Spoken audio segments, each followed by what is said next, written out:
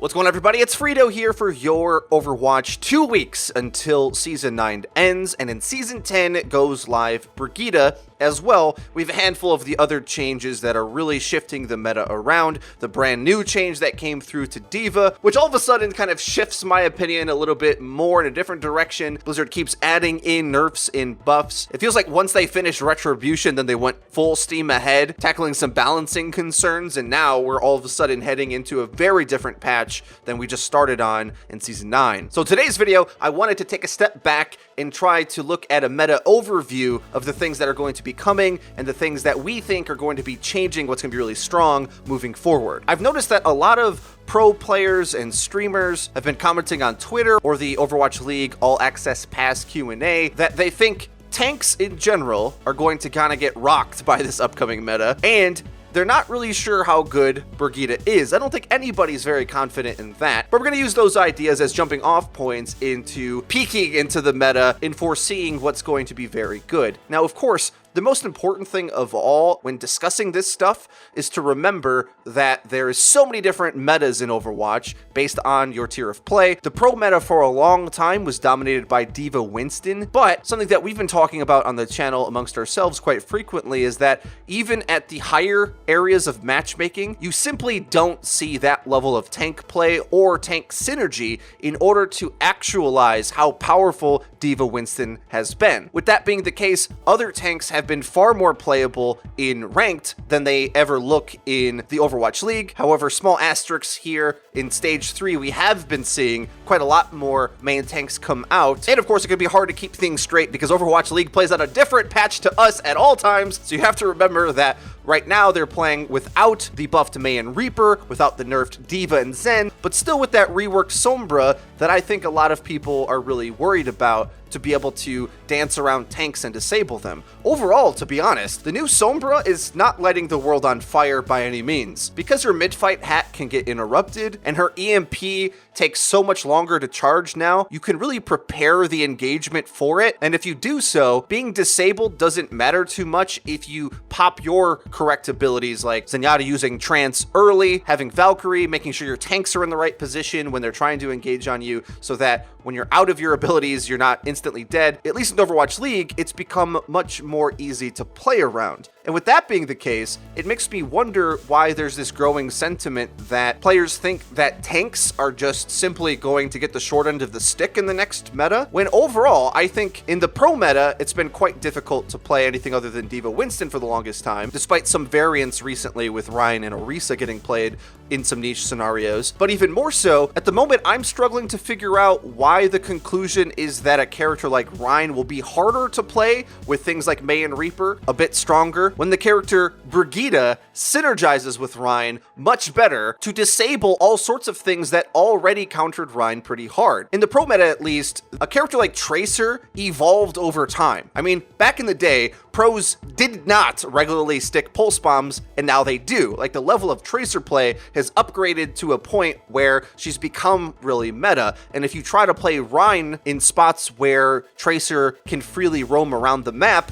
well, you're just going to get farmed. They'll be able to poke you down, get a good engagement, and Ryan just gets his value danced around, if not just charging up a pulse bomb to get stuck in the back every fight anyway. And with that being the case in the past, at least I think that a character like Brigitte does far more to enable tank play than the overall meta does to disable tanks. Because at least with Brigitte coming into the mix, you have that dynamic duo buddy that can be an insta-kill threat to absolutely punish anybody from trying to flank you. Now, granted, there is a lot of CC that's going to be hitting the face of tanks, but to some degree, at least from where I'm sitting, that's just sort of the nature of the game. Like, the resources get tossed into tanks from both ends. A lot of the healing and a lot of the damage is just going to be coming towards you, and as a tank player, it's your job to mitigate that. And just as importantly, the Tracer Genji dancing around Ryan is a little bit weaker with Brigitte, but I also think Mei and Reaper are going to struggle to see a lot of good value when they can get bursted down with a shield bash at close range. After testing like the new Reaper, for example, it became incredibly evident how powerful the ranged positions on maps are, range damage in general is, but also how weak a character like Reaper or Mei looks against Brigitte, because you have these characters that kind of thrive on their ability to get out of harm's way. They can do a lot of shake and bake at close range in a brawl with Icicle or Wraith form, but against that stun, which is objectively the best close range ability in the entire game, and the fact that there's armor, which makes Reaper's weapons a little bit less effective, he's gonna struggle a lot more than I think people realize, even after some really insane buffs. You can buff a playstyle a lot, but if that playstyle itself isn't very strong, it's not even a viable path to try to entertain. To some degree, we can see this happening when you look at a character like D.Va, where they're trying to nerf her playstyle by minimizing her effectiveness at it, but it just so happens that a majority of the time, because the maps are big, because mobility is so important, having a tank that can move defense matrix around and have a chance to kill somebody is just always going to be good, even if they start to whittle it down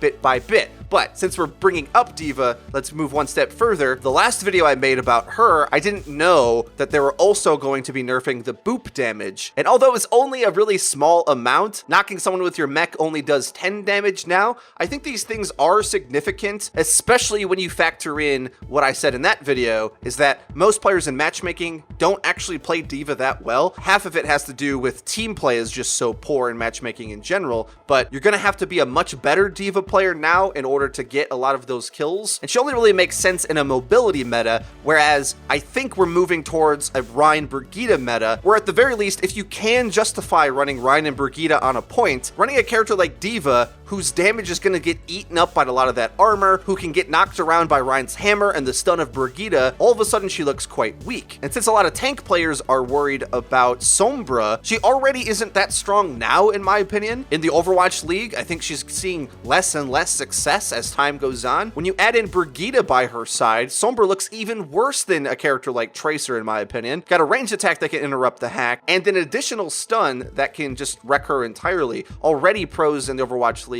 are using McCree and Mercy to pocket their Zen whenever a hack goes down, or having that flashbang at the ready to deal with her, because you're dropping so much firepower to play Sombra instead of Tracer. Even still, even after the buffs, Tracer simply just has way more lethality. Not simply just in her weapon, but in her ability to persist in the fight, whereas Sombra has to go in, shoot, and then get entirely out. Tracer can do all these little mini dodges over and over again and has a self-heal that keeps her in the fight. She has such an impressive damage dealing component, and I already think she's quite weak against Brigitte as it is, and Sombra's even worse than that. So we've hit upon just about every hero that I think is getting changed coming soon. Overall, my conclusion is that the Brigitte meta in general does a lot more to prop up good Reinhardt play than it does to disable it, and so many of the things that tank players are afraid of gets wrecked by Brigitte anyway. Of course, I'm gonna say my favorite new phrase when talking about meta predictions. I reserve my right to be wrong. We're all allowed to have opinions on this, but I will just note, we were warned by so many people in the community that a multi-tank Moira meta was coming as well recently. And how did that turn out? Just saying, can't always believe the hype, but hey, that's just my thoughts. Let me know yours in the comment section down below.